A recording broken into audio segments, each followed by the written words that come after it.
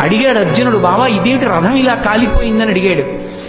నాయనా ఇది ఎప్పుడో కాలిపోయింది. భీష్మ, ద్రోణ, కర్ణ మహావీరులు ప్రయోగించినటువంటి బాణ పరంపరలకి ఈ రథం కాలిపోయింది. నువ్వు కాలిపోతావని దీన్ని కాలిపోకుండా ఆపాను. ఇప్పుడు ఇక యుద్ధంలో విజయం సాధించావు కాబట్టి ఈ రథాన్ని కాలిపోవడానికి అనుమతించాను. కాబట్టి బావా రథం కాలిపోయిందన్నాడు. నిజంగా కృష్ణ పరమాత్మ యొక్క అండే పాండవులకు లేకపోతే గెలవగలరా? మహానుభావుడు యుద్ధంలో నిలబడ్డాడు కాబట్టి రక్షించాడు. అన్న బలరాముడే భీమసేనుణ్ణి చంపుతానన్నప్పుడు కాపాడాడు.